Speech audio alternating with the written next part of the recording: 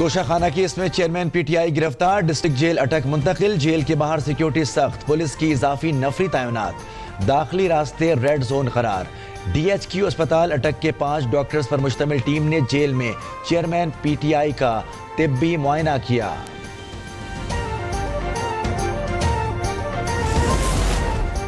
سربراہ تحریک انصاف کو 3 سال قید کی سزا، 5 سال کے لیے انتخابی سیاست سے آؤٹ، 1 لاکھ جرمانہ عائد، جرمانہ ادا نہ کیا تو 6 ماہ مزید قید بھگتنا ہوگی۔ ڈسٹرکٹ اینڈ سیشن کورٹ اسلام آباد کے جج ہمایوں دلاور نے تحریری فیصلہ جاری کر دیا۔ فیصلے کے مطابق چیئرمین پی ٹی آئی نے قومی خزانے سے لیے گئے تحائف کا غلط فائدہ اٹھایا، جان بوجھ کر جھوٹی تفصیلات جمع کرائیں، ان کی بے ایمانی پر کوئی شک نہیں۔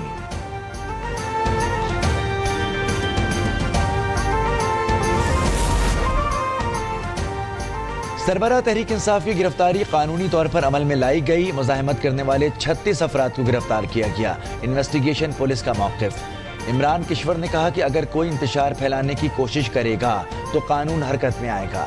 9 مئی کے حوالے سے جی آئی ٹی اپنی تحقیقات جاری رکھے گی۔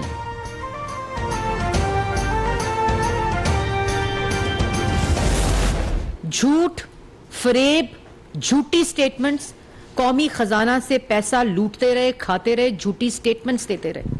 ابھی 190 ملین پاؤنڈ کی سزا باقی ہے، جس کا کہتے ہیں میری کابینہ سے پوچھو۔ ابھی فورن فنڈنگ کے کیس کی سزا باقی ہے۔ ابھی سائفر، جس سے پوری ملک کی خارجہ پالیسی نیشنل انٹرسٹ کو سٹیک پر لگا دیا، اس کے جھوٹ کی سزا باقی ہے۔ توشہ خانہ کی چوری پکڑی گئی، فورن فنڈنگ، سائفر اور 190 ملین پاؤنڈ کیس کی سزا باقی ہے۔ وزیر اطلاعات مریم اورنگزیب کی نیوز کانفرنس، کہا چیئرمین پی ٹی آئی عدالتوں میں جھوٹ بول کر احتساب سے بھاگتے رہے، گرفتاری کا الیکشن سے کوئی تعلق نہیں۔ معاون خصوصی عطا تالڑ نے کہا چیئرمین تحریک انصاف سرٹیفائیڈ چور ثابت ہو گئے، فیصلے میں واضح لکھا ہے کہ وہ کرپشن میں ملوث ہیں۔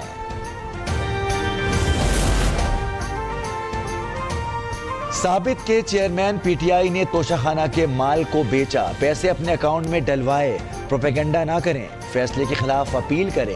وزیر داخلہ رانا ثناء اللہ کی میڈیا سے گفتگو، کہا اس شخص نے نوجوانوں کے ذہنوں کو زہر آلود کیا، ملک ترقی کر رہا تھا، پھر اس پروجیکٹ کو لانے کی کیا ضرورت تھی۔ عدالت نے چیئرمین پی ٹی آئی کی بے ایمانی، جھوٹ اور کرپشن پر مہر ثبت کر دی، مخالفین پر بہتان تراشی، جھوٹے کیسز اور گالم گلوچ کرنے والا اپنے انجام کو پہنچ گیا۔ نائب صدر مسلم لیگ نون حمزہ شہباز کی گفتگو، کہا بار بار مواقع فراہم کرنے کے باوجود یہ شخص بھاگتا رہا، آج سچ آشکار ہو گیا۔ خان صاحب کو آج سزا ہوئی ہے، کیا رد عمل دیں گے؟ خان صاحب کو آج سزا ہوئی ہے، ان میں تھوڑا سا کچھ تو مکافات عمل۔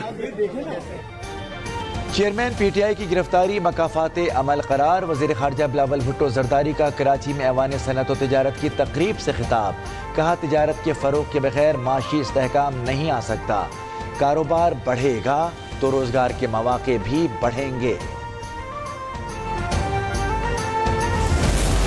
تمام مخالفین کو بدترین اس نے احتساب کا نشانہ بنایا۔ یہ شخص جھوٹ بولتا رہا، عدالتوں سے جھوٹ، عوام سے جھوٹ بولتا رہا۔ پاکستان پیپلز پارٹی کسی کی گرفتاری پہ جشن نہیں مناتی، لیکن پیپلز پارٹی یہ بھی کہتی ہے کہ کوئی بھی شخص قانون سے بالا تر نہیں ہے۔ ذوالفقار علی بھٹو کو پھانسی دی گئی، بے نظیر آصف علی زرداری اور نواز شریف گرفتار ہوئے، لیکن کسی نے اداروں پر حملے نہیں کیے۔ چیئرمین پی ٹی آئی زمینی فرعون بن چکا تھا، اس کی سوچ آمرانہ تھی۔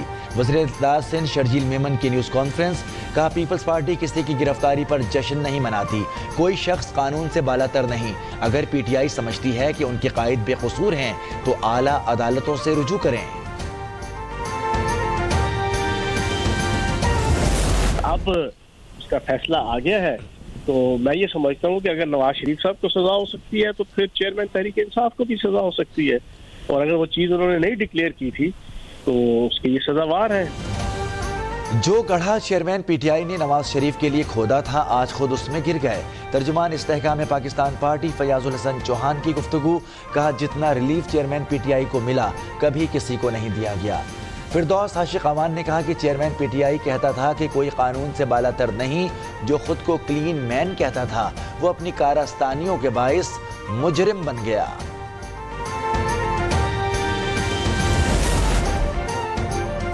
چیئرمین پی ٹی آئی کی توشہ خانہ کیس میں گرفتاری اور نااہلی پر عوام خوش، ملک کے مختلف حصوں میں شہریوں کا بھرپور جشن، مٹھائیاں تقسیم کی، ایک دوسرے کو مبارکباد دی گئی۔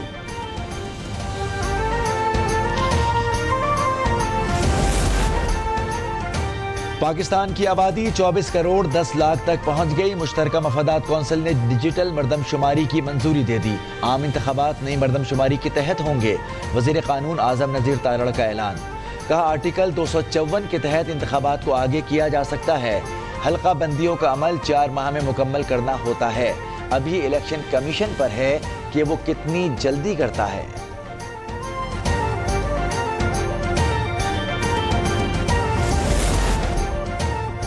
وقت پر مردم شماری صرف ایم کیو ایم کی وجہ سے ہوئی، آج ہمارا نئی مردم شماری پر انتخابات کا مطالبہ تسلیم کیا گیا، ایم کیو ایم کنوینر خالد مقبول صدیقی کا دعویٰ، کہا کراچی کے ساتھ ہمیشہ ناانصافی کی گئی، 2017 کی مردم شماری میں سندھ کے شہری علاقوں کی آبادی کو دانستہ طور پر آدھا دکھایا گیا۔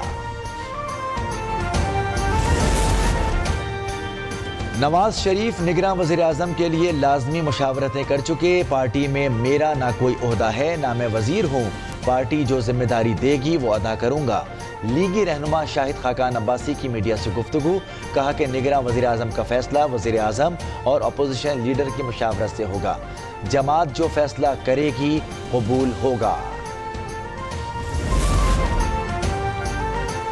سیلاب متاثرین میں گھروں کے مالکانہ حقوق تقسیم کرنے کے حوالے سے سانگھڑ میں تقریب، وفاقی وزیر شازیہ مری نے خطاب میں کہا پیپلز پارٹی سیلاب متاثرین کو گھر بنا کر دے رہی ہے، وزیر خارجہ بلاول بھٹو ہر فورم پر سیلاب متاثرین کی آواز بنے، سابق صدر آصف زرداری نے کبھی عوام کو تنہا نہیں چھوڑا۔ مسلم لیگ نون نے خیبر پختونخوا کے لیے یوتھ آرگنائزیشن کمیٹی تشکیل دے دی، chief organiser Maryam Nawaz committee کی چیئرپرسن مقرر، Bilal Azhar Kiani secretary youth committee مقرر، کمیٹی ارکان میں اختیار ولی، بابر نواز خان، میاں ولی شاہ اور بلال آفریدی شامل۔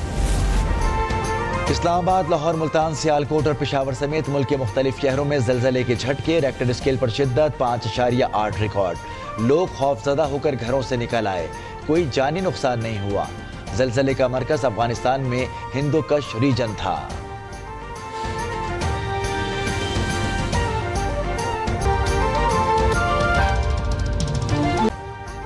ابھی سبسکرائب کریں تاکہ کوئی خبر رہ نہ جائے۔